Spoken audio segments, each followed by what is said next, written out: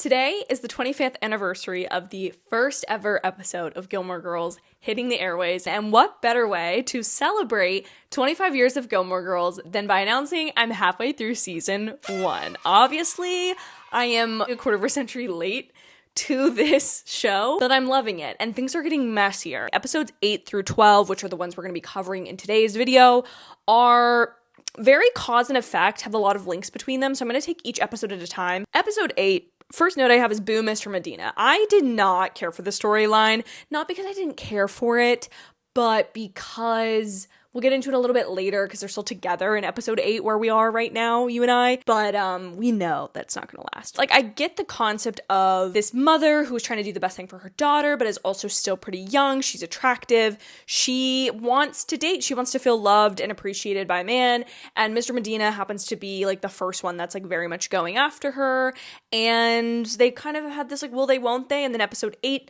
she listens to his voicemail, the snow happens, and then of course his car breaks down in Stars Hollow. They get to spend the evening together. The most brutal part of this episode, though, was the fact that Luke had to watch them on their first date. He's already peeved by the townsfolk who are doing their, like, reenactment of, like, the standing still thing, which was just hilarious to me. But to have him see Lorelai with another man on a snowy day, like, it just hurt something within me. And these slow burns, as much as I love them, as much as I love a he fell harder trope, they do me in every single time. They're brutal, they're heartbreaking, they tug at your heartstrings. Nothing from spending my entire summer yearning over Conrad Fisher and his yearning for Belly.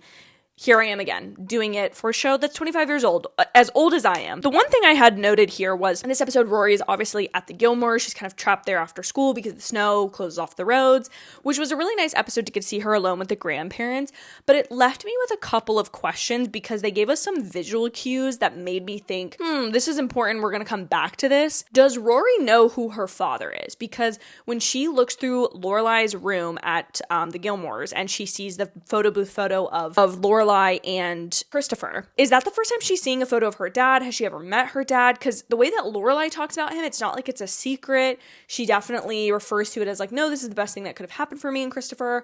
But I'm like, is Christopher in Rory's life at all? Has he been in the past?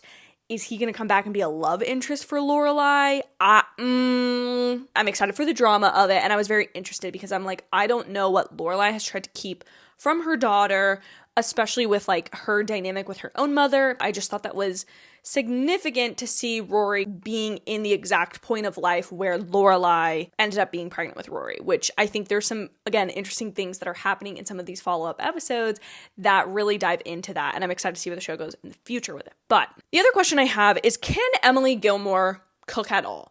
Because during the snowstorm, they find out their cook cannot come up to the house. They can't make it on the roads to cook them dinner. And she has like a total freak out. Rory ends up making them a frozen pizza for dinner, which is like great, like classic, like she doesn't care. She's like, this is awesome. Like, I know how to make this. This is like, she seems nothing wrong with it. And I think it's a really wonderful moment to show that like Rory with the Parmesan on the pizza and like teaching Emily and Richard things, she is kind of the gateway to reconnecting Lorelai with her parents, because she's like, oh, this is my mom's like secret, like da-da-da. And she's such a capable young woman because of who her mother is and what Lorelai had to go through in raising her.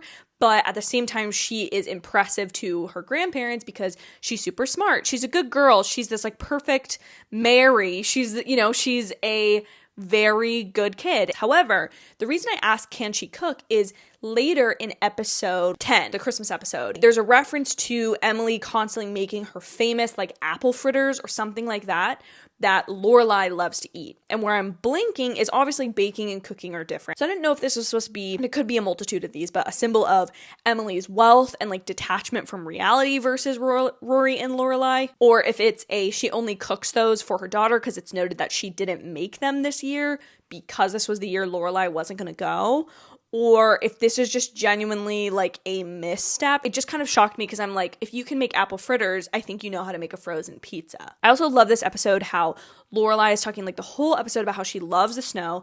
Rory's kind of like indifferent to the snow. Like, it doesn't really hinder her life, but it's also not like this magical thing the way it is for her mom. But then her grandmother mentions that she hates the snow. Ugh, like I hate the snow, whatever. And again, part of it is the inconvenience of like her cook and her staff not really being able to get to the house. So she's like losing out on her normal lifestyle. But I do think it's very significant that Lorelai loves the snow and sees this as like a magical, opportunistic thing. And even bad things that have happened recording the snow, she has like a positive spin on it, whereas Emily, despite having literally everything, is the opposite. I just loved that little note. And then I also loved the fact that Lane was at the house. That added such a great dramatic tension point, and also was hilarious when Lorelai is like bringing Mr. Medina home and Lane is there. That was great. But moving on to episode 9, what a doozy of an episode. I love a school dance episode. I love a little high school plot. First of all, since there's not a ton of costumes that I explicitly remember from these couple episodes, the one I do want to make note of is Paris here. She ate in that dress.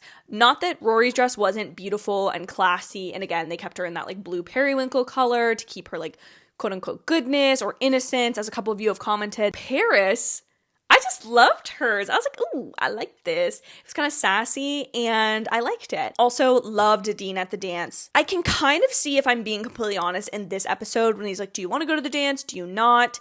Like, he seems like he's trying to appease Rory, but also kind of like not being the most enthusiastic of boys. But I'm also like, he's a realistic boy character. He's not like a man written by a woman necessarily at this point, even though maybe he technically is, but you get my drift. If you're chronically online like me, you understand what I'm saying. He's not this like over the top perfect boyfriend, but he is like a realistic, hey, like, I want to go if you want to go. And I like kind of their little banter of how they're like learning each other. They're figuring each other out. They're figuring out like, okay, this is really important to Rory. Let me do this versus not. But also I can forgive his like lack of enthusiasm for a school dance, which I have never understood. I love dances in high school. That was my jam. The fight between Tristan and Dean? This was the kind of the boys are fighting that I wanted, because the last time I had two boys fighting over a woman on screen, they were brothers and it was tearing apart their family at their mother's memorial. So I'm glad that that is not the case here. But when he said, I'll call you if I need my taxes done, was that a little far? Yes. But was it just the right amount of petty?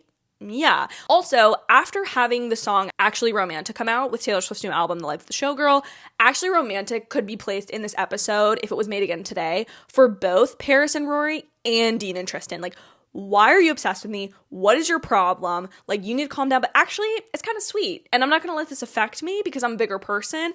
I love that. I just loved the pettiness of this episode really fit in tune with that song. The tension at the end of the episode is the one thing I really want to highlight, because I do think this is like some of the best writing, but just the plot and like central conflict of this show is that in this moment when Rory does not come home and she's out with Dean, Emily jumps to the worst and goes, oh, she's just like you, immediately discredits anything else about Rory being a good kid and everything like that. Lorelai defends her, rightfully so, as her mother, but once Rory does come home and Emily is sent away, you do kind of realize that Lorelai does have this fear that Rory is going to make some of the same mistakes that she made. And it's this wonderful, complicated, raw thing that Lorelai is not ashamed of her past. She's grateful for where she is. She really loves her life. She's really proud of where she's gotten in her life.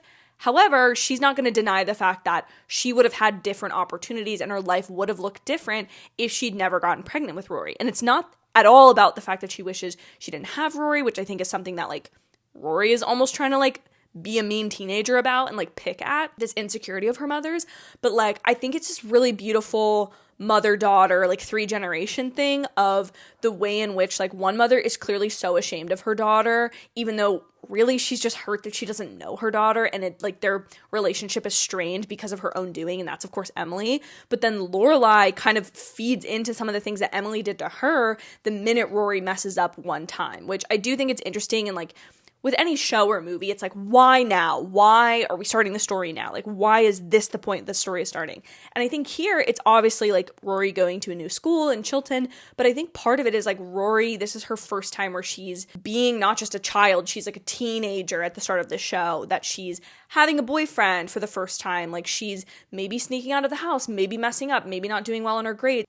I just love seeing Lorelai. I think Lauren Graham does such an amazing part in this moment of, like, this sheer maternal panic of like, I have to protect you from the mistakes that I know are possible to make. She almost realizes she hasn't had to be the overbearing mother her mother was to her because Rory is such a good kid, but now she's seeing similar patterns between them, and it's just Oh, it's so rich and amazing, and I love it so much. I think that's probably my absolute favorite part of the show, but more so than that, and I'll get into this in the next 2 episodes a little bit more, it's just the way that the show plays with female relationship. But I'm skipping episode 10, which is kind of an important episode because this is the episode where the fights are happening. Rory and Lorelai are kind of getting over it, but Lorelai and Emily are definitely still fighting because, Lorelai not only feels offended by her own mother for her own actions and mistakes in the past, but she feels offended on behalf of her daughter that her mother would just make these horrible assumptions about her. Then Richard has a heart attack at dinner and has to go to the hospital, and Lorelai's panicking, Rory's panicking, Emily is panicking, and again, we get to see these 3 generations of women deal with what this man means to them. And I think this episode is so important because, as I've told you guys, I'm kind of back and forth on Emily and Richard. I like Richard a lot, and I think it's important to have it happen to him. The parental medical panic happened to him because Rory is significantly closer to him. They've spent time independently together. She gives him the magazine at the birthday party. He's kind of seen as the funny, maybe a little bit aloof grandfather. He's kind of apathetic to a lot of the situations going on. He's obviously complicit in the deterioration of his wife and daughter's relationship, but he does seem to have tried a little bit to get to know Rory. So I think we feel more for him. And I think for Lorelai, obviously mothers and daughters, this whole show seems to be about it, is this sometimes fraught relationship there, but a lot of times women and their fathers, I think, have a completely different relationship. And what I love is when Lorelai is in the car with Luke on the way to the hospital, she's basically saying he is a good man. I do believe that he thinks what he's doing is right. It's hurt me and it's hurt other people in my life, but he's a good man. He takes care of things to Emily and Richard, because before this, again, it's okay, you guys hate your daughter. You kind of are okay with your granddaughter. What's going on here? You get to see Emily break down. You see her unbutton her shirt for the first time. You see that this needing everything to be perfect and be this kind of overbearing person is difficult on her, and you get to see a little bit of that sympathy. And I think what's also important is that it's Luke that she has this conversation with after she's kind of panicked that Richard had said, here's the drawer to get everything in, please take care of everything. And she's like, no, you are not dying. I will go first over my dead body. Will you die? And that communicates so truthfully being in a marriage and loving somebody and being so scared of something bad happening or living without them, because it's clear that Emily does not know how to function without kind of Richard, even though she seems the loud one, the pushy one.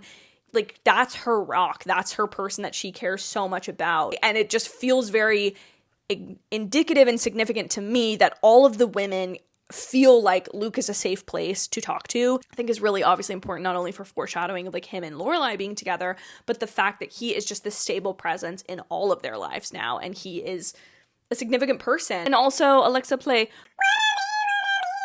I don't know what that song is, but when Luke says, close the diner, everybody get out. Everybody get out. My woman needs me.